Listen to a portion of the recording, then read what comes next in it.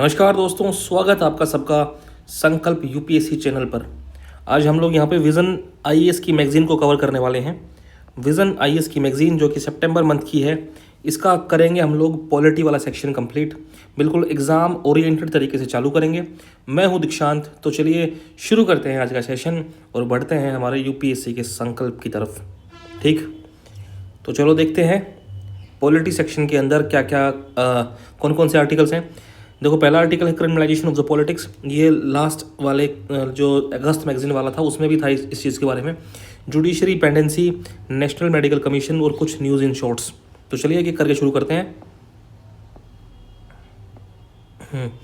The first article is criminalisation of the politics. Politics के अंदर कितने लोग क्रिमिनल हैं, पॉलिटिक्स में कितने लोग ऐसे जो कहते हैं जिसको कि क्रिमिनल को हिंदी में क्या बोलते हैं, गुंडे टाइप के।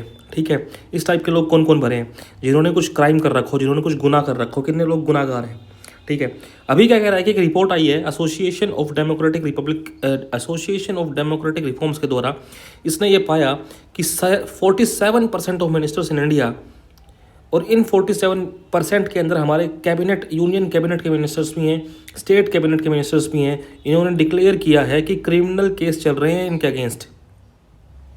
और इन सब लोगों में अराउंड 27% जो केसेस हैं वो सीरियस नेचर के हैं। This is the news.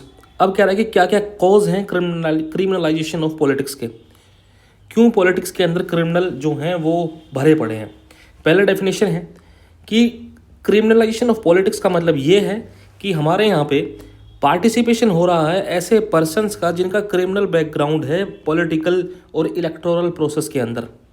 ठीक, और इसका कारण ये है, ऐसा क्यों हो रहा है, क्योंकि first thing is politico criminal nexus. देखो, मैंने इन सब पॉइंट्स के आगे नंबरिंग डाल दी है ताकि दिमाग में रहे कि हाँ, हम लोग प्रॉपरली एक एक पॉइंट को कवर कर रहे हैं।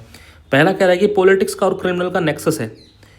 इस तरह से नेक्सस कैसे है कि क्रिमिनल्स जो हैं वो पॉलिटिक्स के अंदर आते हैं और पॉलिटिक्स में आने के बाद इनको ऐसा हो जाएगा कि अब हमारे कोई हाथ नहीं लगा सकता। हम इनको मिल जाती है इम्यूनिटी, इनको मिल जाती है लेजिटिमेसी, और साथ साथ में पॉलिटिशियंस और पॉलिटिकल पार्टीज यूज़ कर रहे हैं क्रिमिनल्स को एज ए मसल पावर।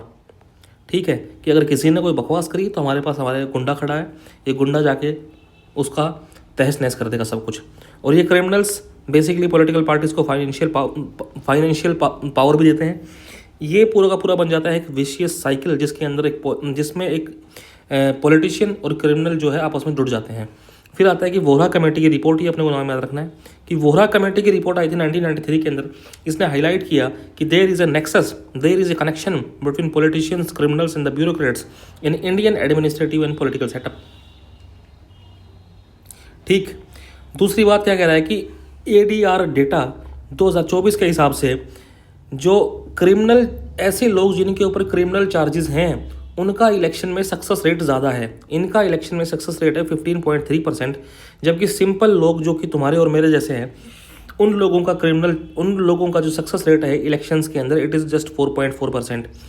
तो ऑब्वियस सी बात है कि पॉलिटिकल पार्टीज़ चाहेंगी कि क्रिमिनल जो है अगर वो जीत रहे हैं तो तुम ही आके हमारे लिए इस पार्टी में रिप्रेजेंटेशन के तौर पे काम करो। ठीक है, हाई कॉस्ट ऑफ इलेक्शन। अब इलेक्शन के अंदर फंडिंग का बहुत ज़्यादा चक्कर होता है। इलेक्शन में कैंपेन्स में बहुत पैसा लगता है। ठीक है, और ये सारा पैसा क्या होता है कि it is the black money, और ये सारा पैसा, माफिया वाला पैसा इलेक्शंस में लगा देते हैं क्रिमिनल्स। और हमारे पास स्लो जस्टिस सिस्टम है। हो क्या रहा है कि MP और MLAs, जिन लोगों ने मान लो कोई क्राइम कर दिया है, तो धीरे धीरे हमारे मतलब very slow rate of conviction, courts का सिस्टम बहुत धीरे चलता है। ठीक, इस वजह से जो क्रिमिनल्स हैं वो क्रिमिनल्स हमारे पॉलिटिकल पार्टीज़ के अंदर रहते हैं, हमारे MLA MP रहते हैं। जब तक उनको सज़ा नहीं सुनाई जाएगी तब तक तो वो रहेंगे, ऑब्वियस सी बात है। तो 55% rise in MP with criminal record since 2009। It is the report of ADR report के हिसाब से ये है। अब कह रहा है कि आइडेंटिटी पॉलिटिक्स, हमारे यहाँ पे लोग हैं ना, ये नहीं देखते कि हमारा जो नेता है उसने क्या क्राइम किया है, उसने क्या गलत काम किए हैं, सिर्फ ये देखते हैं कि उसकी कास्ट क्या, उसका रिलीजन क्या है। तो ये चीज़ कह रहा है कि जो पॉलिटिक्स है वो आइडेंटिटी के ऊपर है कि जो लीडर है, जो हमारा नेता है, हमारा रिप्रेजेंटेटिव है, उसकी क्या आइडेंटिटी है, उसका क्या कास्ट है, उसका क्या रिलीजन है, उसके क्रिमिनल रिकॉर्ड्स को लोग नकार देते हैं। अब इस इम्पैक्ट की वजह से, इस क्रिमिनलाइजेशन की वजह से क्या इम्पैक्ट पड़ रहा है। अब हमको पता लगा कि यार पूरे के पूरे जो लोग हैं सारे सारे क्रिमिनल भरे पड़े हैं, तो जाहिर सी बात है कि हम लोग डेमोक्रेसी में तो बिलीव नहीं करेंगे। इसकी वजह से लॉस ऑफ क्रेडिबिलिटी हो जाएगी और लो ब्रेकर ही और लो मेकर ही, मतलब लो ब्रेकर ही लो मेकर बन गए। कानून तोड़ने वाले कानून बनाने वाले बन गए। क्रिमिनल्स जो हैं अगर पावर के अंदर आ गए तो वो कानूनों को अपने सेल्फ इंटरेस्ट के हिसाब से उनको चेंज करेंगे। क्रिमिनल कैंडिडेट क्या करते हैं, इलेक्टोरल कंपटीशन को डिस्टोर्ट कर देते हैं। ठीक है, अब उसको डिस्टोर्ट कर देंगे तो मान लिया कि ये कह देगा एक क्रिमिनल खड़ा है, मान लेते हैं इलेक्शन के अंदर, तो वो ऐसा काम कर देगा कि जो दूसरे वाला आदमी है ना, जो उसका अपोनेंट है, उसको ज़बरदस्ती करके उसको हटवा देगा, उसको बैठा देगा, यूँ कहेगा तो इलेक्शन में मत लड़। तो इस वजह से अब वोटर्स के पास में बहुत लिमिटेड चॉइस बचेगी, जाहिर सी बात। इंस्टीट्यूशनल करप्शन, हमारे इंस्टीट्यूशन ही करप्टेड हैं। अब इंस्टीट्यूशन करप्टेड है तो इस वजह से फिर ये क्रिमिनल्स आएंगे पॉलिटिक्स के अंदर। बस इतनी सी बात। अब कह रहा है कि क्या क्या कॉन्स्टिट्यूशनल और लीगल प्रोविज़न लिए गए हैं कि क्रिमिनलाइजेशन घट जाए, ख़त्म हो जाए पॉलिटिक्स के अंदर। सबसे पहले रिप्रेजेंटेशन ऑफ पीपल एक्ट है 1951 वाला, रिप्रेजेंटेशन ऑफ पीपल एक्ट 1951। इसके अंडर सेक्शन 8 है जो डिस्क्वालिफिकेशन से जुड़ा हुआ है। ये कह रहा है कि एक ऐसा इंडिविजुअल जिसने हीनियस क्राइम कर रखे हैं और उसके लिए कन्विक्टेड है, हीनियस क्राइम कर रखे हैं उसने, और उसको 2 साल से या 2 साल से ज़्यादा की जेल हो रखी है, ठीक है, तो ऐसे आदमी को कर दिया जाएगा डिस्क्वालीफाई। फिर कह रहा है सेक्शन 11 कह रहा है कि इलेक्शन कमीशन को पावर दी गई कि अगर कोई आदमी डिस्क्वालीफाइड है तो उसके डिस्क्वालिफिकेशन को इलेक्शन कमीशन हटा सकता है। उसके डिस्क्वालिफिकेशन की टाइमिंग को जो है इलेक्शन कमीशन रिड्यूस कर सकता है। ठीक, मतलब पहली वाले इसके अंदर सेक्शन में कह रहा है कि डिस्क्वालीफाई कौन होगा, दूसरे में कह रहा है कि अगर किसी को डिस्क्वालीफाई कर दिया तो इलेक्शन कमीशन के पास पावर है कि उसकी कितने दिनों के लिए डिस्क्वालीफाई है उस टाइमिंग को रिड्यूस कर सकता है इलेक्शन कमीशन, या फिर उसका डिस्क्वालिफिकेशन ही ख़त्म कर सकता है। एग्जाम्पल सितंबर 2019 के अंदर इलेक्शन कमीशन ने प्रेम सिंह तमंग का डिस्क्वालिफिकेशन का टाइमिंग रिड्यूस कर दिया था। अभी कुछ और इनिशिएटिव लिए गए हैं। ये जो है 130th कॉन्स्टिट्यूशनल अमेंडमेंट बिल, ये लास्ट मंथ के अगस्त मंथ का फर्स्ट आर्टिकल था पॉलिटी का, और ये अमेंडमेंट बिल ये कहता है कि हम लोग अमेंड करेंगे आर्टिकल नंबर 75 और आर्टिकल नंबर 164 को। आर्टिकल नंबर दोनों ही अगर अमेंड हो जाएंगे तो इस वजह से क्या होगा कि ऐसे मिनिस्टर जिनको लगातार 30 दिन के लिए कंजिक्यूटिवली डिटेन कर रखा है, किस लिए, किसी ऐसे ऑफेंस के लिए जिस ऑफेंस के अंदर जेल कम से कम 5 साल की होगी, ऐसे केस के अंदर ऐसे मिनिस्टर को ऑफिस में से रिमूव कर दिया जाएगा। तो ये बात यहाँ पे याद रखना कि it is only for ministers, it is not for the MLAs and MPs। अगर कोई MLA या फिर MP मिनिस्टर है तभी उसको रिमूव करेंगे, लेकिन अगर ऐसी कोई दिक्कत MLA ने कर रखी है या फिर MP ने कर रखी है, सिर्फ MLA MP ने, मतलब he is not a minister, तो उसको रिमूव नहीं किया जाएगा। अब judicial pronouncements, what is judicial pronouncement, judiciary ने क्या ज्ञान की बातें कह रखी हैं क्रिमिनलाइजेशन ऑफ पॉलिटिक्स को लेके। सबसे पहले एक केस आता है, इस केस का नाम है union of India versus association for democratic reforms. इस केस में सुप्रीम कोर्ट ने इलेक्शन कमीशन ऑफ इंडिया को ये कहा कि हर कैंडिडेट से एक ले लो एफिडेविट, और उस एफिडेविट पे लिखा होना चाहिए कि उस आदमी ने पुराने क्या क्या काम किए हैं, जितने भी पास्ट पेंडिंग क्रिमिनल चार्जेस जो हैं उस आदमी के ऊपर, सारे के सारे उस एफिडेविट पे लिखे होने चाहिए। उसके क्या कन्विक्शंस रहे हैं वो लिखे होने चाहिए, और कितने दिन तक उसको पनिशमेंट मिला था ये लिखा होना चाहिए। The next point is lily Thomas versus union of India. Lily Thomas versus union of India के इसमें यह कहा गया कि इमीडिएट डिस्क्वालिफिकेशन कर दिया जाए ऐसे लेजिस्लेचर्स के लिए जिनको जेल हुई है या फिर जिनको सज़ा हुई है 2 या 2 साल से ज़्यादा की इम्प्रिजनमेंट की। ठीक, उसके बाद अगला जो केस है public interest foundation versus union of India. इस केस में क्या कहा गया कि पॉलिटिकल पार्टीज़ को पब्लिश करना पड़ेगा क्रिमिनल रिकॉर्ड ऑफ कैंडिडेट्स, और public interest foundation versus union of India में ये कहा गया सुप्रीम कोर्ट द्वारा कि पॉलिटिकल पार्टीज़ अपनी वेबसाइट पे, अपनी सोशल मीडिया साइट के ऊपर, अपने लोकल न्यूज़पेपर में ये डलवा दे कि मेरे इतने कैंडिडेट्स के इतने क्रिमिनल रिकॉर्ड हैं। बस इसमें आ गया फिर वे फॉरवर्ड मतलब हम लोग क्या चीज़ें ठीक कर सकते हैं। ये जो चीज़ें हैं ये सारी चीज़ें हमारे पास थी, सुप्रीम कोर्ट ने ये कह रखा है, अलग अलग एक्ट ये हैं, लेकिन इन एक्ट्स के अलावा हमको और क्या करना चाहिए? As per the 244 law commission की रिपोर्ट के हिसाब से अगर कोई कैंडिडेट, इसकी रिकमेंडेशन है ये अभी कुछ हुआ नहीं है इस चीज़ को लेकर, ये रिकमेंडेशन है। तो ये जो लॉ कमीशन है इसने ये रिकमेंड किया कि अगर कोई कैंडिडेट झूठी एफिडेविट लगाता है किस चीज़ के रिगार्डिंग, कि उसको कितना पहले सजा हुई है, कितनी जेल हुई है, एफिडेविट की बात हुई है ना यहाँ पे, ये एफिडेविट्स नहीं, इस एफिडेविट की बात नहीं हो रही, अभी जो एफिडेविट थी यार पता नहीं कहाँ गई, खैर एनीवेज चलो कोई ना। एफिडेविट की बात जो अभी अपन ने ऊपर एफिडेविट देखा था कि एक कैंडिडेट को एफिडेविट डालनी पड़ेगी कि मेरे को पास्ट में मेरे इतने ज़्यादा क्रिमिनल रिकॉर्ड्स रहे हैं और मेरे को इतने साल की जेल हुई है। अगर वो कोई फॉल्स एफिडेविट लगाता है तो ऐसे इंसान को कम से कम 2 साल की सज़ा कर दी जाए, 2 years इम्प्रिजनमेंट, और this offence should also be made on ground for disqualification. पहली बात तो उसको 2 साल के लिए सज़ा की जाए और साथ में इस ऑफेंस की वजह से उसको डिस्क्वालीफाई कर देना चाहिए। दिस इज़ अ रिकमेंडेशन, ठीक। उसके बाद कह रहा है कि इलेक्शन बेंचेस बना दी जाएँ, डेडिकेटेड इलेक्शन बेंचेस। इलेक्शन के अंदर कोई इशू आ रहा है तो उसके लिए डेडिकेटेड बेंचेस बनाई जाएंगी। हाई कोर्ट को सेटअप करनी चाहिए इलेक्शन बेंचेस, ताकि वो हियर करे पिटिशंस को और रोज़ की रोज़ करे, प्रतिदिन करे, ताकि टाइमली कन्विक्शंस हो जाए किनका, कैंडिडेट्स का, ठीक। Review of section 11 of the RPA. Section 11 of the RPA में हमने ये देखा था कि election commission of India disqualification को हटा सकता है या फिर डिस्क्वालिफिकेशन की टाइमिंग को कम कर सकता है।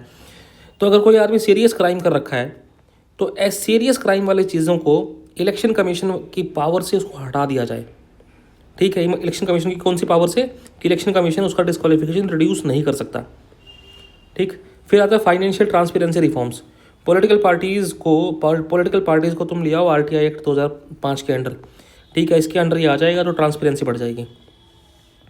The next article is judicial pendency.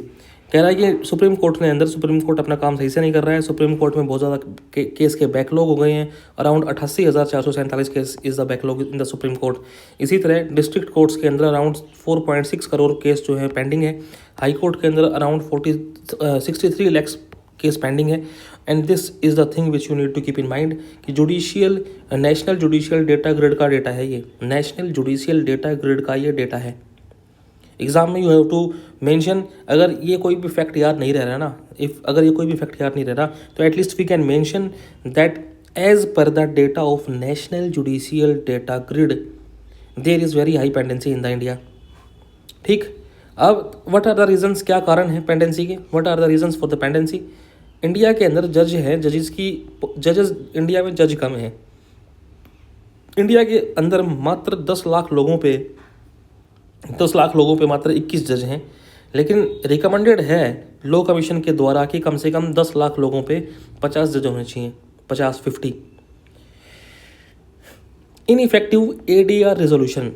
आज का task, the thing which you have to do today, take out your Laxmikanth और उसमें से अल्टरनेट डिस्प्यूट रेजोल्यूशन वाला चैप्टर पढ़ना, ठीक है, ज़रूर पढ़ना इस चीज़ को। तो एडीआर मैकेनिज्म की अगर मैं बात करूं, इसने एडीआर मैकेनिज्म हमने जो चालू किया है उसने इतना बढ़िया काम नहीं किया है। अगर ये एडीआर मैकेनिज्म अच्छा काम करता तो केसेस की पेंडेंसी बढ़ती ही नहीं, ठीक है। जैसे ग्राम न्यायालय जो कि विलेज कोर्ट हैं, उनको ये कहा गया था कि भाई तुम छोटे मोटे जो केसेस हैं उनको संभाल लेना, रूरल एरियाज़ वाले, ताकि जुडिशरी के ऊपर वर्कलोड कम हो जाए। लेकिन ग्राम न्यायालय तो ज़्यादातर स्टेट के अंदर इस्टेब्लिश नहीं हुए हैं, ठीक। और अपने को क्या कह रहा है कि हमारे सिस्टम के अंदर एफिशिएंसी है, हमारे प्रोसीजर में एफिशिएंसी है। जुडिशियल डिले जो इंडिया के अंदर हैं वो बहुत से, उसका एक रीज़न तो ये है कि बहुत सी मल्टीपल अपील्स, कि एक आदमी ने पहले लोअर कोर्ट में था, उसने लोअर कोर्ट से हायर कोर्ट में अपील कर दी, फिर उसके बाद सुप्रीम कोर्ट में अपील कर दी, तो इतनी अपील हो जाती है जगह जगह, ठीक है। सुप्रीम या कोर्ट्स के अंदर फ्रीक्वेंट एडजमेंट, कोर्ट्स में फ्रीक्वेंटली एडजमेंट, ठीक है, अगली तारीख दे दी भाई, तारीख पे तारीख जज साहब, तो ये फ्रीक्वेंट एडजमेंट। फिर आता है फ्रीविलस लिटिगेशन, झूठे लिटिगेशन हो जाते हैं, हमारे लॉज जो हैं वेग हैं, क्लियर लॉज नहीं बना पा रही गवर्नमेंट, ठीक है, और लोग उन लॉज को मान भी नहीं रहे, poor case management, these are the issues, ठीक है। उसके अलावा कह रहा है कि हम लोगों के जो केसेस जो हैं उनको सिस्टमेटिकली ग्रुप करो यार कि ये इस कैटेगरी का केस है, ठीक है। इस चीज़ को ही कहने की कोशिश कर रहा है कि भाई ये इस कैटेगरी का केस है, और ये बताओ कि मतलब कौन से केस को सुलझाना, निपटाना कितना अर्जेंट है, तो अर्जेंसी की बेसिस पे केसेस को तुम कैटेगराइज करो, ठीक। उसके बाद कह रहा है कि डेफिशिएंसी है हमारे जुडिशियल इंफ्रास्ट्रक्चर के अंदर, हमारी टेक्नोलॉजी के अंदर, तो ये तो सभी को पता होता है यार, ठीक है। This will always be an issue, मतलब हमेशा एक कंट्री अपना इंफ्रास्ट्रक्चर ठीक करने की कोशिश करती है, लेकिन जैसे आप इंफ्रास्ट्रक्चर ठीक करोगे there will be something new in the market. तो ये एग्जांपल आप हमेशा डाल सकते हो, मतलब ये जो स्टेटमेंट है, ठीक है। इंडिया के जुडिशरी के अंदर बहुत से चैलेंजेस हैं, जैसे अपने पास शॉर्टेज ऑफ सपोर्ट स्टाफ, कुछ बेसिक एम्यूनिटीज़ ही नहीं है लोअर कोर्ट्स के अंदर, ठीक है। साथ में limited technological equipment and poor digital adoption. फिर कह रहा है पैसे की कमी है, भाई पैसे की कमी तो हमेशा रहेगी। इंडिया मात्र 0.1% GDP का अपना जुडिशरी पे खर्च कर रहा है, ठीक। 0.1% ऑफ GDP जो है जुडिशरी पे खर्च कर रहा है। गवर्नमेंट एज लिटिगेटर, बहुत से केसेस में गवर्नमेंट के केस फंसे पड़े हैं, ठीक है। गवर्नमेंट की एजेंसी के कि this versus union of India, this versus state of the Bihar, ऐसे करके बहुत से केसेस हैं। तो 50% केस तो ऐसे ही हैं जिसके अंदर गवर्नमेंट लिटिगेटर है। अब इम्पैक्ट ऑफ जुडिशियल पेंडेंसी, अगर आपका केस, आप आराम से खुद इस वीडियो को पॉज करो और एक बार सोच के देखो कि अगर केस उलझे पड़े हैं कोर्ट में, केसेस अगर आपने खुद केस कर रखा है कोर्ट में और वो केस रुका हुआ है, तो उस चीज़ से क्या इफेक्ट पड़ सकता है यार। पहली बात तो हमारा फंडामेंटल राइट वॉयलेट हो रहा है यार, फंडामेंटल राइट वॉयलेट हो रहा है। सुप्रीम कोर्ट ने कहा हुसैन आरा खातून वर्सेस स्टेट ऑफ बिहार में कि राइट टू स्पीडी ट्रायल हमारा फंडामेंटल राइट है अंडर द आर्टिकल नंबर 21, ठीक। उसके अलावा क्या इम्प्लीकेशंस है, कुछ सोशल इम्प्लीकेशन होंगे, कुछ इकोनॉमिक इम्प्लीकेशन होंगे। सोशल इम्प्लीकेशन के अंदर क्या होगा कि यार बार बार तारीख पे तारीख दी जा रही है, तो डिले हो रहा है क्रिमिनल ट्रायल्स के अंदर। तो जो क्रिमिनल है उनको लगेगा कि यार तारीख मिलती है, सज़ा तो मिलती नहीं है, तो मौज करते हैं आराम से, फिर दोबारा कुछ क्राइम कर देंगे। तो लोगों को लगता है कि सज़ा तो मिलनी नहीं, इस चक्कर में ये कह रहा है कि weakening rule of law, disproportionate impact on poor पे वजह ज़्यादा बहुत फ़र्क पड़ता है यार, ठीक है। अराउंड 76 प्रिजनर्स जो हैं, 76% ऑफ प्रिजनर्स इन इंडिया, वो बिना कन्विक्शन के जेल्स में पड़े हैं, जेल्स में उनको रख रखा है, मतलब उनको अभी सज़ा नहीं दी गई है, उनके केस चलेंगे बहुत लंबे लंबे, ठीक है। उनको तारीख नहीं मिलती है लोगों को कोर्ट में, तो इस वजह से ये कह रहा है कि गरीब आदमी पे तो बहुत इम्पैक्ट पड़ता है इस चीज़ का। फिर कह रहा है इकोनॉमिक इम्प्लीकेशन, मतलब पार्टीज़ को बहुत ज़्यादा पैसा खर्च कर, पार्टीज़ मतलब लिटिगेंट पार्टी, जिस आदमी ने केस कर रखा है उसको बहुत पैसा खर्च करना पड़ता है वकील के ऊपर, ठीक है। बार बार हियरिंग होती हैं, बार बार एडजमेंट होता है इन सब चीज़ों की वजह से, ठीक है। अलग अलग प्रोजेक्ट्स हैं, जैसे लैंड एक्विजिशन हो गया, एनवायरमेंटल क्लियरेंस हो गया। अब इनके अगर केस हो गए तो हमारा इंफ्रास्ट्रक्चर डेवलपमेंट रुक जाता है, ठीक है। इरोजन ऑफ ट्रस्ट, अब आदमी जो आम आदमी है वो सोचेगा कि यार कोई मतलब नहीं है कोर्ट में घुसने का, भाई फंसा देंगे, मैं कितना चक्कर काटूंगा। मैं गांव से अगर मेरे गांव में शहर के कोर्ट से 50 किलोमीटर दूर रह रहा हूँ, तो what is the point of going to the court again and again, ठीक है। मैं मेरे गांव के लोकल गुंडे को बोल देता हूँ कि यार मेरा ये चीज़ इसको ठीक करना, तो lose of confidence in judiciary, ठीक है। और बहुत बार लोग एक्स्ट्रा लीगल मेथड भी चूज़ कर लेते हैं डिस्प्यूट्स रिजोल्यूशन के लिए, जैसे मैंने बताया गांव के किसी को बोल दिया, बाहुबली को, कि इस चीज़ को ठीक करो। उसके बाद कह रहा है कि ब्लैक कोट सिंड्रोम मतलब भाई ब्लैक कोट कौन पहनता है, वकील पहनते हैं यार, भाई काले कोट पहने वाले से दूर रहो, इतना पैसा चूस जाएंगे तुम्हारे से जिसकी हद नहीं। तो this is simple black coat syndrome. इसी तरह वाइट कोट सिंड्रोम होता है, लोग कहते हैं कि लोगों को सफ़ेद कोट और काले कोट वालों से दूर रहना चाहिए। ये थोड़ी सी लोगों की आम सोच हो गई है कि हॉस्पिटल के चक्कर में पड़े तो डॉक्टर बहुत बिल बैठा देगा, ठीक है। Delay in delivering justice has become so systematic that it can be perceived as new defence, ठीक है। क्या कह रहा है कि बहुत बार ऐसा लगता है कि जस्टिस इतनी लेट मिलेगा, मतलब एक क्रिमिनल को लग रहा है कि भाई बहुत लंबा केस चलेगा, तो उसके लिए तो एक हिसाब से डिफेंस सिस्टम ही है। अब गवर्नमेंट ने कुछ इनिशिएटिव्स लिए हैं ताकि केस के अंदर पेंडेंसी जो है वो कम हो जाए। The first initiative is national mission for justice delivery and legal reforms. इसका उद्देश्य ये है कि डिलेज कम किए जाए, एरियर्स कम करे जाएँ, इंफ्रास्ट्रक्चर और प्रोसीजर के अंदर रिफॉर्म्स लेके आ जाएँ। इसी तरह एक सेंट्रली स्पॉन्सर्ड स्कीम है जिसका नाम है डेवलपमेंट फॉर इंफ्रास्ट्रक्चर डेवलप करेंगे। तो जैसे कोर्ट के हॉल बना देंगे, रेजिडेंशियल यूनिट्स बना देंगे जजेस के लिए, ठीक है, लॉयर्स का हॉल बना देंगे, टॉयलेट्स बना देंगे, डिजिटल फैसिलिटीज़ ला देंगे कोर्ट के अंदर। फिर अपने पास ई मिशन है, ई कोर्ट मिशन। ई कोर्ट मतलब कोर्ट्स ली जाएगी सारी ऑनलाइन, ठीक है, आराम से वीडियो कॉलिंग के ऊपर जो है केस लड़े जाएंगे। तो कोर्ट्स को हम कर देंगे कंप्यूटराइज्ड, और केस ई फाइलिंग हो जाएगा, वीडियो कॉन्फ्रेंसिंग, वर्चुअल कोर्ट। आप लोगों ने देखा होगा आजकल इनकी रील आती रहती हैं, virtual justice clock and just is app जो है जजेस के लिए है। वर्चुअल जस्टिस क्लॉक क्या होती है? कुछ नहीं है यार, ये जस्टिस क्लॉक देखो, what is virtual justice clock? This is virtual justice clock कि जैसे ये एक खंबा लगा दिया, खंबे के ऊपर इन्होंने लिख दिया यहाँ पे कि हाँ भाई इतने से इतने साल से इतने केसेस पेंडिंग है, ठीक है, इतने केसेस पेंडिंग है, इतनी साल से इतने केसेस पेंडिंग है। तो ये दिस इज़ नॉर्मली एक क्लॉक टाइप, ठीक। जैसे हमारे पास पॉपुलेशन क्लॉक है ना, दिल्ली में जाओगे तो वहाँ पे ऐसे बड़े बड़े डिजिटल क्लॉक लगी होती हैं पॉपुलेशन की, कि हमारी पॉपुलेशन कितनी हो गई है, कितने मेल है, कितने फीमेल हैं, वैसे ही। तो this is what virtual justice clock. Justice is app for जजेस। उसके बाद कह रहा है कमर्शियल कोर्ट। हमारे पास कमर्शियल कोर्ट है, हमने कमर्शियल कोर्ट बनाए हैं, कमर्शियल कोर्ट बने हैं, कमर्शियल कोर्ट एक्ट 2015। ये आप बात याद रखना कि कमर्शियल कोर्ट एक्ट 2015 के अंडर बनाए गए हैं, ठीक है। Faster disposal of the commercial dispute, ठीक, and lowering of pecuniary jurisdiction. देखो पेक्यूनरी जुरिस्डिक्शन क्या होता है? देखो पहले ऐसा था कि कमर्शियल कोर्ट्स को ये कह रखा था कि तुम 1 करोड़ से कम का जो केस है वो तुम्हारे पास नहीं आएगा, तुमको वो सोल्व नहीं करना।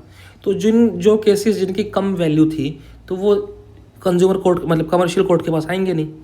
तो इसका मतलब वो केसेस की पेंडेंसी बढ़ेगी दूसरी कोर्ट्स के अंदर, ठीक है। इसलिए अभी क्या हुआ कि 3 लाख रुपए तक के केस जो हैं, कम से कम अब 3 लाख का केस कमर्शियल कोर्ट में आ सकता है। तो ये है पेक्यूनरी जुरिस्डिक्शन कि कितने लाख तक का केस जो है कमर्शियल कोर्ट सोल्व कर सकता है। फिर कह रहा है कि इलेक्ट्रॉनिक केस मैनेजमेंट, ठीक। अब हमारे पास क्या कह रहा है कि we have fast track courts. Fast track court की बात कर लेते हैं। हमने अलग अलग कोर्ट बना रखे हैं, जैसे NIA कोर्ट, पोक्सो कोर्ट, ये सब कोर्ट्स हैं, फास्ट ट्रैक कोर्ट हैं। फिर हमारे पास अल्टरनेट डिस्प्यूट रेजोल्यूशन मैकेनिज्म है। ये अल्टरनेट डिस्प्यूट रेजोल्यूशन मैकेनिज्म मतलब अल्टरनेट का मतलब एक अलग तरीका है, डिस्प्यूट को रिजोल्व करने का एक अल्टरनेट तरीका है। इसके अंदर कौन कौन से तरीके आते हैं? जैसे लोक अदालत आ गया, मीडिएशन आ गया, आर्बिट्रेशन आ गया। रेगुलर कोर्ट से हटके है ये, ठीक, ताकि रेगुलर कोर्ट के ऊपर जो है बर्डन कम हो सके। द नेक्स्ट आर्टिकल, सॉरी मैं जोश में होश खो बैठता हूँ। फिर आता है वे फॉरवर्ड। अब मैं कह रहा हूँ कि कुछ नहीं करना, हम एक सेंट्रल अथॉरिटी बना देते हैं यार। ये central authority, the establishment of national judicial infrastructure authority, ये अथॉरिटी बना देते हैं। ये क्या है? This is recommendation. इसको किसने कहा कि CJI जो जस्टिस है ना, अपने पुराने जस्टिस NV रमन्ना, उन्होंने 2000 में कहा कि एक बना देते हैं नेशनल जुडिशियल इंफ्रास्ट्रक्चर अथॉरिटी, जो कि क्या करेगी, जो कि functional infrastructure for Indian courts, इसका ध्यान रखेगी। What is functional infrastructure? मतलब ऐसा इंफ्रास्ट्रक्चर जो किसी चीज़ को का फंक्शन करने के लिए ज़रूरी है। कोर्ट के फंक्शन के लिए क्या क्या चीज़ें ज़रूरी हैं? तो आप सोच सकते हो कि कोर्ट के फंक्शन के लिए पहली बात तो कोर्ट की बिल्डिंग होनी चाहिए, ठीक है, वहाँ पे लॉयर्स के हॉल होने चाहिए, वहाँ पे जजेस के रेजिडेंस होनी चाहिए। तो इस टाइप के इंफ्रास्ट्रक्चर की बात कर रहा है।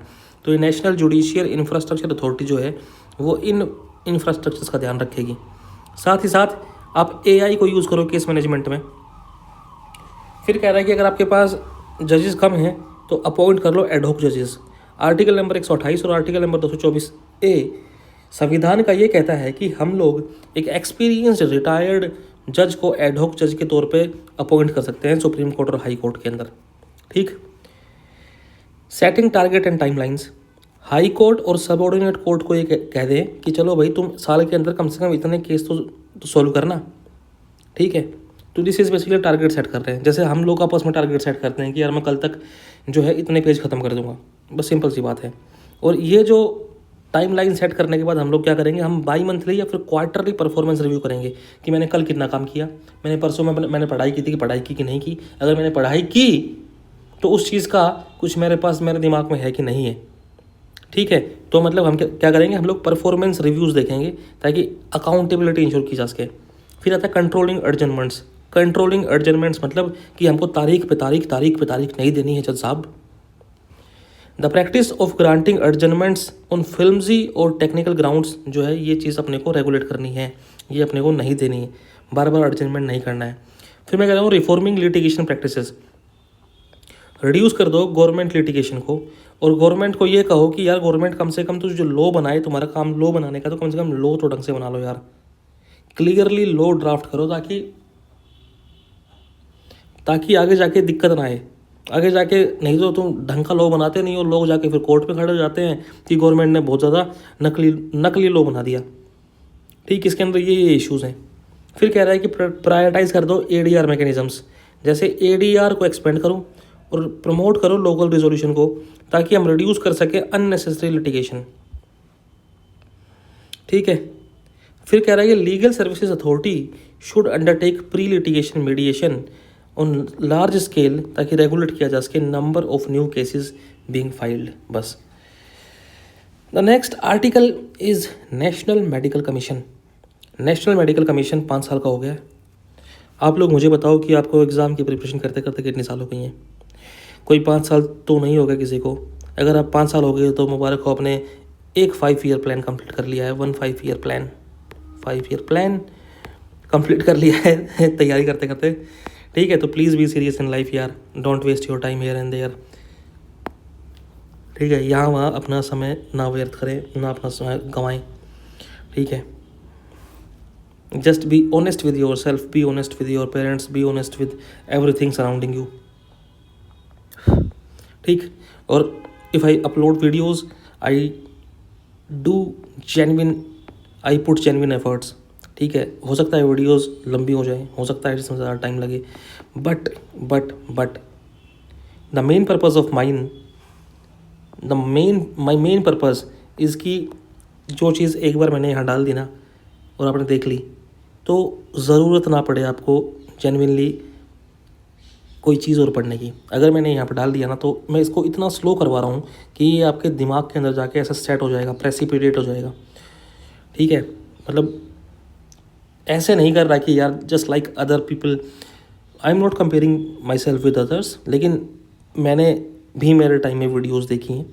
ठीक है, बहुत से topics, I am not specifically saying about the current affairs, लेकिन बहुत से टॉपिक्स जो हैं पीपल जस्ट उनको मतलब हवा में करवा देते हैं। ठीक है, बिल्कुल हवा में करवा देते हैं, और फिर उस समझ में नहीं आता है। फिर आप उसको पॉज करते हो, फिर पीछे करते हो, फिर पॉज करते हो, फिर पीछे करते हो। एनीवेज, नेशनल मेडिकल कमीशन ने 5 साल कंप्लीट कर लिए हैं। नेशनल मेडिकल कमीशन क्या कहता है कि ये एक स्टैट्यूटरी बॉडी है। मतलब स्टैट्यूटरी बॉडी वो बॉडी होती है जो किसी लॉ के अंडर बनाई गई हो, किसी कानून के अंडर बनाई गई हो। कानून, स्टैट्यूट का मतलब लॉ होता है। ठीक है, स्टैट्यूट का मतलब लॉ होता है, लॉ, LAW, लॉ। ठीक, और ऐसी बॉडी जो किसी स्टैट्यूट के अंडर बनाई गई उसको स्टैट्यूटरी बॉडी बोलते हैं। ऐसी बॉडी जो कि हमारा संविधान हमको बना के दे रहा है उसको कॉन्स्टिट्यूशनल बॉडी बोलते हैं। और ऐसी बॉडी जो कि गवर्नमेंट ने डायरेक्टली एग्जीक्यूटिव ऑर्डर से बनाई गई है, तो वो तो ना ही संवैधानिक बॉडी है, ना ही कॉन्स्टिट्यूशनल है, और ना ही स्टैट्यूटरी बॉडी है। It is just an body made by executive order. ठीक है, तो ये स्टैट्यूटरी बॉडी है, इसको बनाया गया इस लॉ के under, national Medical commission act 2019। ये आया था 25 सितंबर, मतलब 2019 में एक्ट आ गया, और उसके बाद 25 सितंबर 2020 के अंदर ये बॉडी बना दी गई। इसने नेशनल मेडिकल कमीशन ने रिप्लेस कर दिया मेडिकल काउंसिल ऑफ इंडिया को, और साथ ही साथ बोर्ड ऑफ गवर्नर्स को डिसॉल्व कर दिया। ठीक है, अब मैं कह रहा हूँ कि इस कमीशन के अंदर, नेशनल मेडिकल कमीशन के अंदर कौन कौन चीज़ें हैं। इसके अंदर हमारे पास this is the thing appointed by the central government, और इसके अंदर एक चेयरपर्सन है। यहाँ पे 10 एक्स ऑफिशियो मेंबर्स हैं और 24 पार्ट टाइम मेंबर्स हैं। यहाँ पे 4 ऑटोनोमस बोर्ड्स हैं। ठीक है, we have 4 autonomous boards. The first board is for the the first board is for the undergraduate guys, undergraduate medical education board. Second is post graduate medical education board. फिर आता है अपने पास medical assessment and rating board, मतलब assess करने के लिए कि भाई हाँ भाई चीज़ें सही चल रही नहीं चल रही, और रेटिंग करेगा कि हाँ इसके असेसमेंट के बाद मैं इस चीज़ को इतना रेट दे रहा हूँ। और the next is ethics and medical registration board. ठीक, अब the next thing is issues with the NMC. ठीक, इश्यूज देखने से पहले हमको पहले देखने चाहिए फंक्शंस। मेरे को इश्यूज तो तब पता चलेंगे जब मुझे पता है कि कोई आदमी क्या काम कर रहा है। अगर आप तमीज़ से काम कर रहे हो, if you are honest with your work, तो I will not have any issue. तो मतलब आपका फंक्शन अच्छा है, तो मेरे को पहले फंक्शंस पढ़ने पड़ेंगे। पहली बात तो ये क्या करती है, पॉलिसीज़ ले डाउन करती है कि इन पॉलिसीज़ के हिसाब से जो है मतलब lay down policies to maintain high standard in medical education and regulate institutions, research and professionals. फिर कह रहा है कि ये हेल्थ केयर नीड्स और रिसोर्सेज की प्लानिंग करती है कि हमारे हेल्थ केयर में ये नीड्स हैं, इन रिसोर्सेज की ज़रूरत पड़ेगी। उसके बाद अलग अलग बोर्ड्स और अलग अलग काउंसिल्स के साथ ये कोऑर्डिनेशन करती है ताकि स्मूथली फंक्शनिंग हो सके। फिर कह रहा है कि ओवरसाइट, ये मॉनिटर करेगा कंप्लाइंस किसके साथ, monitors compliance and handles appeals efficiently. ठीक, एथिक्स का ध्यान रखेगा, फीस को रेगुलेट करेगा, 50% जो सीट्स हैं प्राइवेट और डीम्ड कॉलेजेस के अंदर, वहाँ की फ़ीस को कंट्रोल करेगा। लाइसेंसिंग, ये लाइसेंस दे रहा है किसको, कम्युनिटी हेल्थ प्रोवाइडर्स को। ठीक, दीज आर द फंक्शंस। इसके बाद we have the issues, with national medical council. ठीक है, इसके क्या क्या इश्यूज़ हैं, issues with the national medical council. पहली बात तो है कि गवर्नेंस के अंदर गैप है। कैसे, इसके अंदर जैसे जो इसकी बॉडी है पूरी की पूरी, इसके अंदर जो नेशनल मेडिकल काउंसिल की बॉडी है उसके अंदर सिर्फ डॉक्टर्स हैं। ठीक है, डॉक्टर्स के साथ साथ बेसिकली एक्सपर्ट्स भी होने चाहिए, सोशल साइंटिस्ट भी होने चाहिए और सिटीजन्स भी इसके अंदर होने चाहिए, तो वो सब उसमें नहीं है। और नेशनल मेडिकल काउंसिल के अंदर अगर कोई अपील करता है तो ये सिर्फ और सिर्फ रजिस्टर्ड मेडिकल प्रैक्टिशनर्स की अपील को ही सुनता है और सिस्टमेटिकली रिजेक्ट कर देता है पेशेंट्स की कंप्लेंट को। ठीक, पेशेंट्स की कंप्लेंट को रिजेक्ट कर रहा है, और ये इसके बावजूद रिजेक्ट कर रहा है कि ऐसा कोई लीगली इसके ऊपर ऑब्लिगेशन नहीं है कि आपको पेशेंट्स की कंप्लेंट्स को रिजेक्ट ही करना है, उसके बाद भी रिजेक्ट कर रहा है। फिर फीस रेगुलेशन की अगर मैं बात करूँ तो फीस रेगुलेशन यहाँ पे अपन ने देखा था कि ये मात्र 50% ऑफ प्राइवेट सीट्स की ही फीस को कंट्रोल कर रहा है। तो जो बची हुई सीट्स हैं उनके ऊपर बहुत ज़्यादा चार्जेस हो सकते हैं, उसमें बहुत ज़्यादा फीस हो सकती है। इस वजह से जो गरीब बच्चे हैं उनको एजुकेशन का अधिकार नहीं मिलता। फिर आता है एथिक्स ओवरसाइट। जो मिसकंडक्ट वाले केसेस हैं उसके अंदर जुडिशियल एक्सपर्टीज़ चाहिए। ठीक है, और एक पर्टिकुलर टाइम के अंदर अंदर वो केसेस जो हैं सॉर्ट आउट हो जाना चाहिए। लेकिन यहाँ तो जुडिशियल एक्सपर्टीज़ है नहीं और ये नेशनल मेडिकल काउंसिल ही उनको संभाल रहा है। तो इस वजह से यहाँ पे हम क्या कह सकते हैं कि there may be concerns of impartiality. National medical register, अब नेशनल मेडिकल रजिस्टर के अंदर ये सिंपली क्या चीज़ है, ये बेसिकली एक रजिस्टर है जिसके अंदर डॉक्टर्स के नाम चढ़े हुए हैं कि भाई ये डॉक्टर है, इस डॉक्टर ने MBBS कर रखा है, इस डॉक्टर ने इस चीज़ में MD कर रखी है, इस डॉक्टर ने इसमें BD, मतलब ये अलग अलग चीज़ें बता रखा है। तो ये रजिस्टर का उद्देश्य ये है कि जो प्रैक्टिसिंग डॉक्टर्स हैं उनके जो क्रेडेंशियल्स हैं, मतलब उनकी डिग्री, उनका क्या क्या क्वालिफिकेशन है, उसको अपडेट करना और उसको वेरीफाई करना। अब ये updation and verification process in the national medical register is very slow. जिस वजह से क्या हो रहा है, जिस वजह से ये कंसर्न है कि हो सकता है कि अनक्वालिफाइड जो डॉक्टर्स हैं वो भी मेडिकल प्रैक्टिस कर रहे हो, वो भी डॉक्टरी प्रैक्टिस कर रहे हो। ठीक, दिस इज़ अ कंसर्न। अब आगे conclusion, you can look at the conclusion your self. The next article is India and French political system. अभी क्या हुआ है कि फ्रेंच पार्लियामेंट ने गवर्नमेंट को रिमूव करने के लिए वोट कर दिया गया है। इन्होंने वोट किया है और इस गवर्नमेंट रिमूवल के साथ साथ प्राइम मिनिस्टर को भी रिमूव करने के लिए वोट किया है, जिस वजह से फ्रांस के अंदर पॉलिटिकल इंस्टेबिलिटी आ गई है। अब ये कंपेयर कर रहा है कि क्या क्या सिमिलरिटीज़ और क्या क्या डिससिमिलरिटीज़ हैं दोनों इंडिया और फ्रांस के अंदर। सिमिलरिटी ये है कि ये दोनों कंट्रीज रिपब्लिकन कंट्रीज़ हैं, मतलब हेड ऑफ द स्टेट जो है वो इलेक्टेड हेड ऑफ स्टेट। ठीक, साथ ही साथ हमारे पास बाई कैमरल लेजिस्लेचर है। बाई कैमरल मतलब लोकसभा और राज्यसभा, और सारी चीज़ें यहाँ पे प्रिंसिपल्स जो है डेमोक्रेसी पे बेस्ड हैं। हम लोग भी और वो लोग भी लिबर्टी, इक्वलिटी और फ्रेटर्निटी के ऊपर ज़्यादा जोर देते हैं।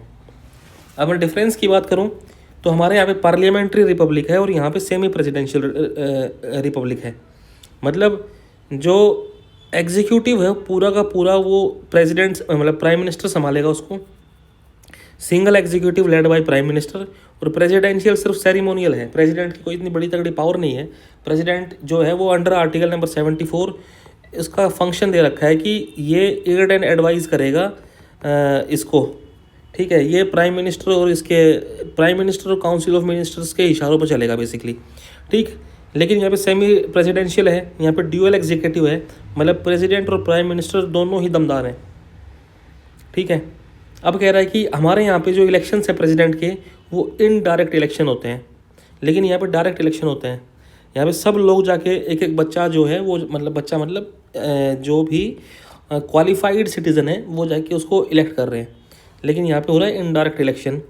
फिर कह रहा है कि हम अगर रिमूव कर रहे हैं प्राइम मिनिस्टर को और चूज़ कर रहे हैं तो कैसे करेंगे, तो हमारा प्राइम मिनिस्टर लोकसभा उसको इलेक्ट करती है, और जो जब तक रहेगा प्राइम मिनिस्टर जब तक लोकसभा के कॉन्फिडेंस के अंडर वो है, ठीक है। लोकसभा यूँ कह रही है ना कि भाई हाँ भाई तू प्राइम मिनिस्टर है, जब तक लोकसभा कहेगी तब तक ही प्राइम मिनिस्टर रहेगा वो, ठीक। यहाँ पे प्राइम मिनिस्टर की अगर बात करें तो यहाँ पे प्राइम मिनिस्टर को प्रेसिडेंट भाई साहब अपॉइंट कर रहे हैं, but must keep assembly confidence, और असेंबली का भी कॉन्फिडेंस होना चाहिए। फेडरल डिज़ाइन की अगर बात करें तो हम जो है वो कोजाई फेडरल है, मतलब हमारे पास फेडरल और यूनिटरी दोनों फीचर्स हैं, ठीक है। कोजाई का मतलब बीच का, ठीक है, जो बिल्कुल प्योर नहीं, मतलब बीच का मतलब हम थोड़े से फेडरल हैं थोड़े से फेडरल है नहीं भी, ठीक है। और फ्रेंच की मैं बात करूं तो ये यूनिटरी है, यहाँ पे सेंट्रलाइज अथॉरिटी है। सेक्युलरिज्म की अगर मैं बात करना चाहूँ आपसे तो हमारा जो सेक्युलरिज्म है, हमारा सेक्युलरिज्म सबसे यूनिक है, पॉजिटिव अप्रोच है हमारी यहाँ की। मतलब स्टेट जो है वो न्यूट्रल रहेगा रिलीजन को लेके, लेकिन रिलीजन को लेके न्यूट्रल होने के साथ साथ state can also intervene to reform in the religion, ठीक है। लेकिन फ्रेंच के अंदर अपने पास लसाइटे कुछ करके है, जैसे भी इसको प्रोनाउंस करते हैं। अगर if any one of you is French और तुम में से कोई भी फ्रेंच जानता है तो देख लेना इसको कैसे प्रोनाउंस करते हैं। तो ये जो फ्रेंच का ये लसाइटे है ये कहता है कि there shall be strict separation of the religion in state. तो मतलब स्टेट का कोई भी इन्फ्लुएंस नहीं होना चाहिए किसमें, इसमें, किसके अंदर, स्टेट का कोई भी इन्फ्लुएंस नहीं होना चाहिए किसके अंदर, रिलीजन के अंदर। तो guys next article is Visakhapatnam declaration. कौन सा आर्टिकल है, वाइजैक डिक्लेरेशन।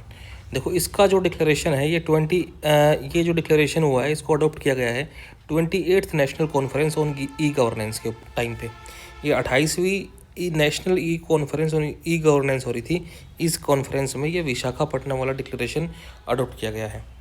इसने कहा, मतलब इस डिक्लेरेशन के हिसाब से हमको होल ऑफ गवर्नमेंट अप्रोच लेके आनी पड़ेगी। होल ऑफ गवर्नमेंट अप्रोच का मतलब ये है कि what is the meaning of whole of the government approach. देखो होल ऑफ गवर्नमेंट अप्रोच का मतलब ये है ऐसी अप्रोच जो इन्वॉल्व कर रही है अलग अलग मिनिस्ट्रीज़ को, अलग अलग डिपार्टमेंट्स को, ताकि हम इम्प्रूव कर सकें हमारी पॉलिसी इम्प्लीमेंटेशन। जैसे ये होल ऑफ द अप्रोच हमने देखी है पीएम गति शक्ति इनिशिएटिव के अंदर, ठीक है, जहाँ पे हम एक डिजिटल प्लेटफॉर्म के थ्रू अलग अलग ministries which are involve in the PM Gati Shakti, उनको हम इस प्लेटफॉर्म के थ्रू सबको एक जगह लेके आ रहे हैं और सारी की सारी लोग जो ये आपस में कोऑर्डिनेट करके काम कर सकें, ठीक है। तो ये कह रहा है कि इसी को कहा इन्होंने कि यहाँ पे हम लेके आएंगे whole of the government approach. किस चीज़ के लिए, ताकि हम स्ट्रेंथन कर सकें सिविल सर्विसेज को, और स्ट्रेंथन करेंगे सिविल सर्विसेज को किस चीज़ के साथ, डिजिटल कॉम्पिटेंसीज के साथ, और इसके पास हम लोग लेके आएंगे एजाइल और डेटा ड्राइवन फ्रेमवर्क्स।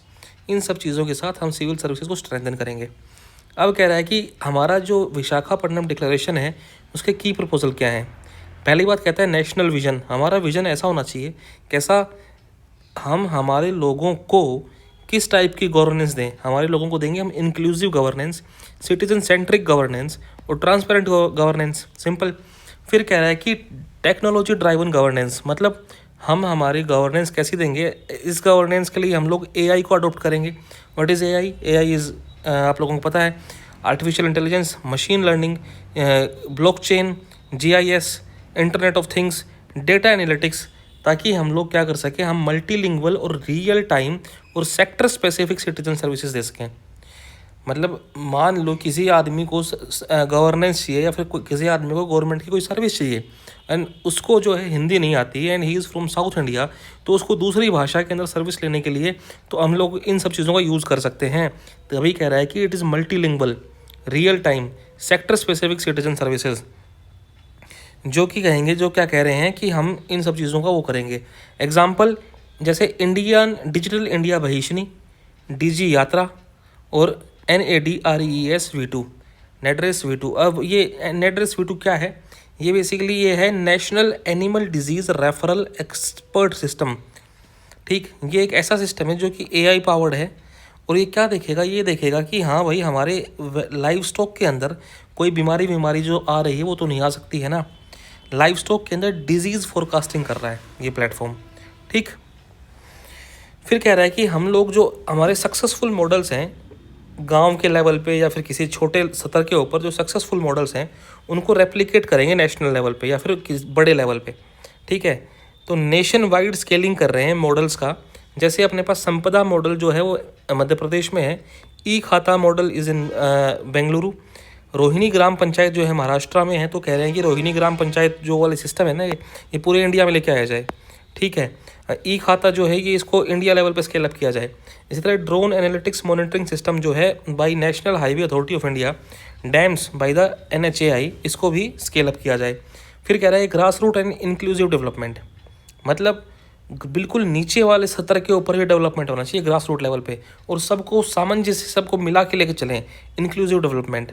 तो कह रहा है कि जियोग्राफिकल आउटरीच, जहाँ जहाँ हम नहीं पहुँच सकते हमको वहाँ भी रीच करना है। ऐसे रीजन्स में जहाँ पे कनेक्टिविटी चैलेंज है, जैसे नॉर्थ ईस्ट और लद्दाख के अंदर, अंडर द NESDA फ्रेमवर्क। अब ये NESDA ये नशेड़ा नहीं है, ये नशेड़ी भी नहीं है, ये एक फ्रेमवर्क है। किस चीज़ के लिए? ई गवर्नेंस कहाँ तक पहुँच रही है उस चीज़ के लिए। तो NESDA प्लेटफॉर्म एक वेब बेस्ड प्लेटफॉर्म है। किस चीज़ के लिए? National e governance service delivery assessment, कि भाई हमारी जो सर्विसेज हैं वो पहुंच रही हैं कि नहीं पहुंच रही, उसका असेसमेंट करने के लिए। और ये अगर हमारी सर्विसेज पहुंच रही हैं तो बेसिकली क्या है, ये असेसमेंट है।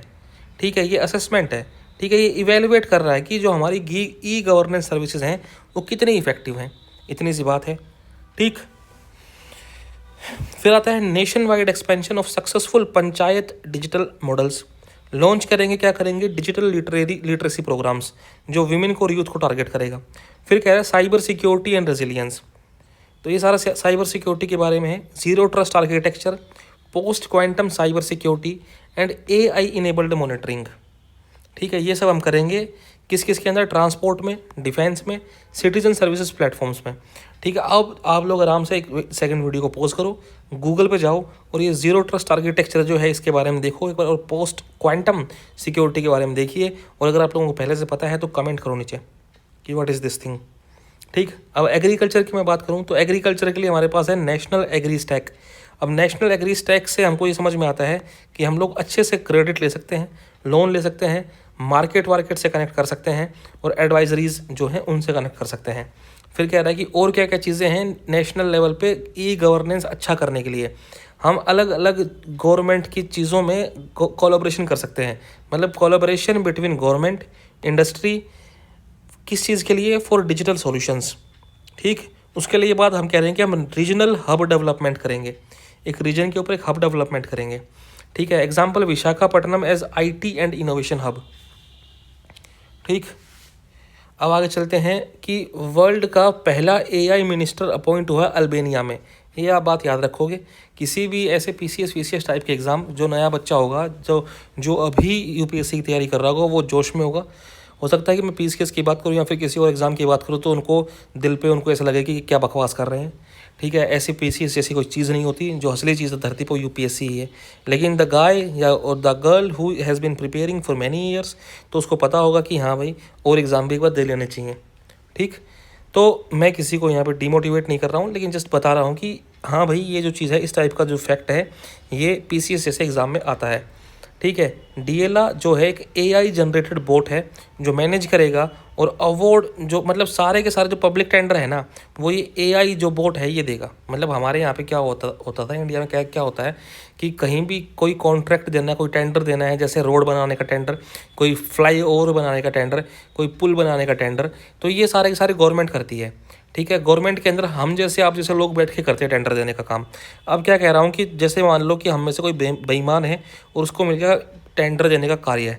अब उस टेंडर देने के कार्य के लिए क्या होएगा कि ये क्या करेगा, ये आर्मी लेगा घूस, और घूस लेने के बाद किसी करप्ट जो मतलब he himself is a corrupt, और किसी ऐसे करप्ट टाइप के इंसान को दे देगा टेंडर, और वो टेंडर देने के बाद हो सकता है कि वहाँ चीज़ कुछ बने ना बने, कोई भरोसा नहीं है। इसलिए इन्होंने क्या किया, अल्बानिया वाले यूँ बोले कि भाई हम ये डेला नाम का एक बना देंगे बोट, और ये बोट जो है वो टेंडर देगा। ठीक है, ये बोट क्या करेगा, टेंडर देगा ताकि ट्रांसपेरेंसी और बढ़ सके और करप्शन घट सके। अब कह रहा है कि immigration and foreigners exemption order 2025, ये थोड़ा सा इसके बारे में अपन ने अगस्त वाले करंट अफेयर में भी देखा था। Union ministry of home affairs ने नोटिफाई किया है कि immigration and foreigners exemption order 2025, ठीक, कि मतलब कौन कौन आदमी एग्जेम्प्टेड है इन ऑर्डर्स के under the immigration and foreigners act 2025। देखो अब ये ऑर्डर क्या कहने का प्रयास कर रहा है, ये कहने का प्रयास कर रहा है कि कौन कौन लोग हैं जिनको पासपोर्ट और वीज़ा की ज़रूरत नहीं है, किनको हमने पासपोर्ट और वीज़ा साथ लेके आने के लिए एग्जेम्प्ट कर रखा है। तो कौन कौन है, Indian arm forces on duty, they are exempted. भारतीय, नेपाली और Bhutani citizen at specified borders, इनको ज़रूरत नहीं है पासपोर्ट या वीज़ा की। तिब्बतियंस जिनके पास वैलिड रजिस्ट्रेशन और स्पेशल परमिट है, इनको ज़रूरत नहीं है। कुछ स्पेशल रिलीजियस माइनॉरिटी जैसे हमारे Hindu, Sikh, Buddhist, Jain, Parsis and the Christians from the Afghanistan, from the Bangladesh, from the Pakistan, जो कि इंडिया में 31 दिसंबर 2024 से पहले आ गई हैं, उनके पास अगर इनवैलिड डॉक्यूमेंट हैं तो भी उनको ज़रूरत नहीं है पासपोर्ट वीज़ा की। उसके बाद कह रहा है कि हमारे पास रजिस्टर्ड श्रीलंकन तमिल नेशनल्स, उन्होंने भारत में शेल्टर लिया जनवरी 9 2015 से पहले, इनको भी ज़रूरत नहीं है पासपोर्ट वीज़ा की। अब ऐसे लोग जिनको सिर्फ वीज़ा को एग्जाम्पशन दे रखा है, ऐसे लोग जिनके लिए कह रखा है कि तुमको वीज़ा अप्लाई करने की ज़रूरत नहीं है अगर भारत देश में आना है, तो कौन कौन है वो, ऐसे फॉरेनर्स जिनके पास डिप्लोमेटिक या फिर ऑफिशियल पासपोर्ट है, ठीक है, और जहाँ पे गवर्नमेंट ने एग्रीमेंट के द्वारा कह रखा है कि भाई तुम लोग मत लेके आना वीज़ा, तुम बिना वीज़ा के अंदर भी भारत देश में आ सकते हो। ठीक है, या फिर ऐसे लोग जिनको वीज़ा ऑन अराइवल मिल जाएगा, जो मेरे देश में आएंगे और हमारा प्यारा भारत देश उनको कह देगा लो भाई visa, eligible for visa arrival. Certain foreign military personnel visiting on naval worship, उनको भी ज़रूरत नहीं है किस चीज़ की, इसकी पासपोर्ट की। तो this is the thing, this was the last article. The next section is IR which we will cover, जिसको हम कवर करेंगे अगले सेक्शन में। यहाँ तक बने रहने के लिए आप अपने आप को शाबाशी दें और आप जो हैं अपनी पीठ थपथपाएं। देखने के लिए शुक्रिया, मिलते हैं आपसे नेक्स्ट वीडियो में। एंड कमेंट डाउन, कोई चीज़ कोई दिक्कत हो आपको किसी भी प्रकार की तो नीचे कमेंट करें। ठीक है, bye bye, take care, bye. Sorry, BYE, accidentally मैंने यहाँ पे BY लिख दिया। Anyways, bye guys, see you later, bye, tata, take care, शबा खैर, जय हिंद।